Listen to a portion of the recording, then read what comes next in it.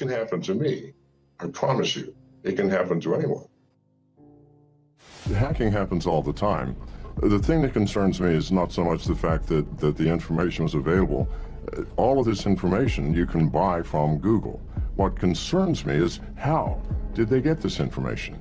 My phone number, my address, my age, my marital status, my preferences.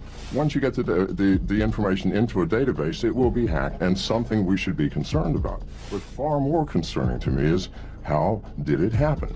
It happened because companies like Google and Facebook acquired data on every one of us, what blogs we're visiting, even our messages that we pass on Facebook, our instant messages on Twitter are accessible. And these things are collected so that we have no privacy. Every router that's in use, accessible to hackers, to the CIA, that they can take over the control of the router. They can monitor all of the traffic, and worse, they can download malware into any device that is connected to that router.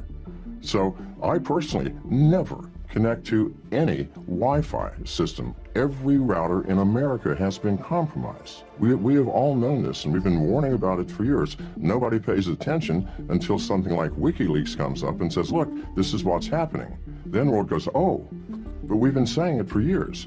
And it is devastating in terms of the impact on American privacy, our individual privacy, because once the router is compromised and it infects the cell phones that are attached, your laptop, your desktop computer, your tablet, then they become compromised. And not only can you watch the data, you can start listening to conversations.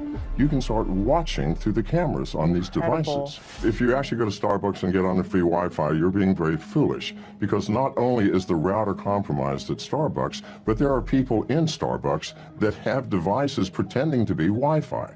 And you're connecting to them sometimes, and they're monitoring all of your traffic, reading your emails, and your text messages. I use the LTE on my phone. I know that sounds crazy, but that's the only way that I can be secure. I am a specialist in cybersecurity. My phone was hacked through my carrier, AT&T. And what happened, this is brand new to me. They managed to hack into AT&T to move my phone number to another phone. Prior to being hacked, my phone was totally disabled. You couldn't call into it. I could not call out from it. So everything coming in, including my text messages, went to another phone number. So what they had done is they tried to log on to Twitter, so I've lost my password. I used two-factor authentication, meaning I have to give Twitter my phone number. They sent to my phone number a special code so that I could get in, but it wasn't me, it was the hacker. This is something totally out of my control, totally out of everyone's control. Hackers are becoming more and more proficient and more sophisticated in their hacking techniques. If this can happen to me, I promise you, it can happen to anyone. It's not just all the apps we use, it's not just Twitter. A recommendation for the new alternative coins, alternative to Bitcoins, cryptocurrencies. People would invest hundreds of millions of dollars into these coins. What the hacker did was he recommended 6 different coins within 6 minutes and invested, I'm sure, much money beforehand into those coins. As the coins rose, the hackers sold his money. He made tens of millions of dollars. If they can do it for me, again, they can do it for anyone. We're living in a new world of hacking and a new world of risks for all of us using the internet. If your carrier is the one who's being hacked, I don't care how foolproof your smartphone is, it's not going to work. So my smartphone would not help in this case. It wouldn't do anything. If your carrier, if someone has intercepted the signal to your phone and they shunt it to some other phone, there's nothing that my phone can do. My phone can help you from applications that get on your phone, but no, it could not have prevented this. I mean, that's nonsense. What happened to me is not a threat, but there's a great threat to all miners. There's a great threat to all people who hold cryptocurrencies. Most people do not keep their currencies on their own wallet.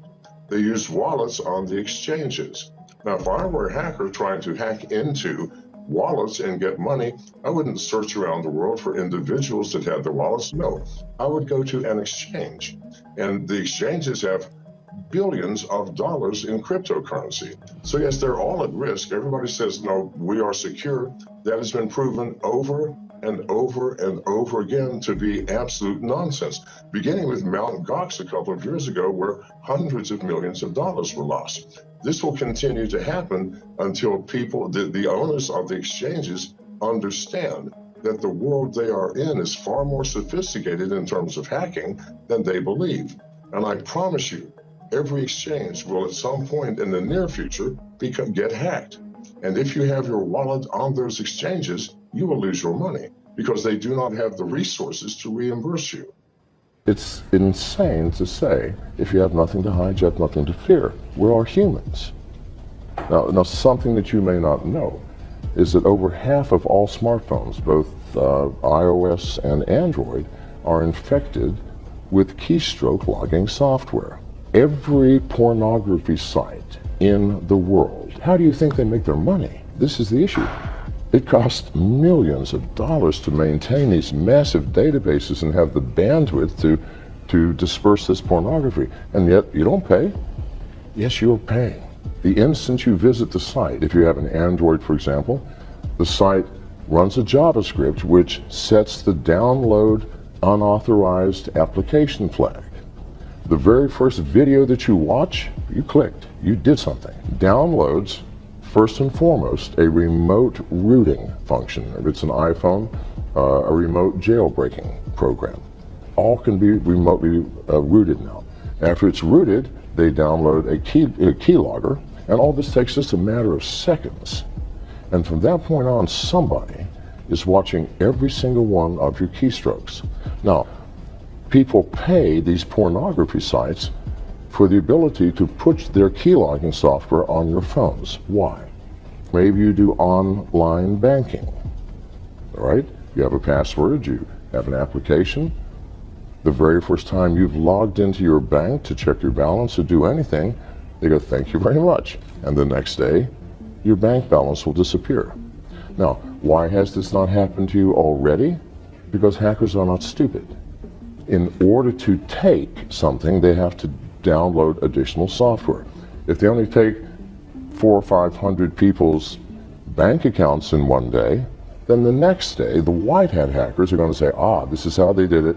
Everybody, you can protect yourself. No, they're going to wait until one day this year or next year, and 100 million people in one day are going to have your bank accounts eradicated.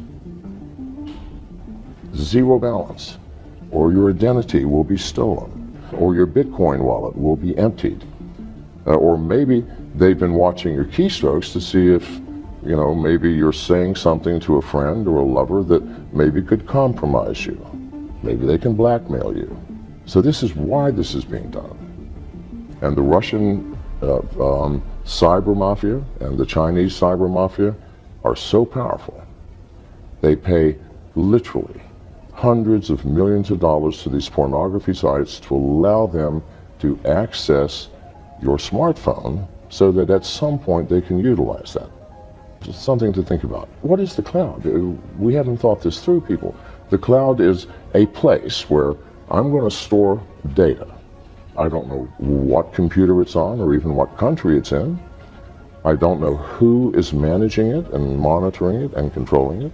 I don't know what type of security facilities you have. I know nothing. And I'm willing to put my valuable data there? No. Why would we do that? And why do we use the cloud? We use it because it makes life easy.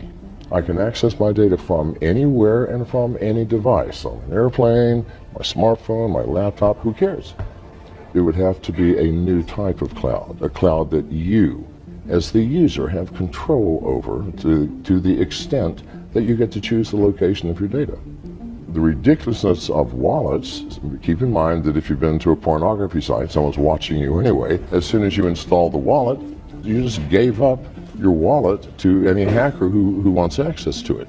To keep the wallet on any intelligent device, whether it's your laptop, your desktop, or any mobile device, that's insane. It will get stolen. The world is changing rapidly. The entire world is teetering on the edge of a cliff, dangerously, where we are allowing these devices to basically become our masters rather than the other way around. And these devices are spy devices. We buy them so they can spy on us. And that's creating a great deal of danger. It would be a horrific world. It should be waking people up. But instead, we're still drawn into this tiny little colorful, entertaining screen.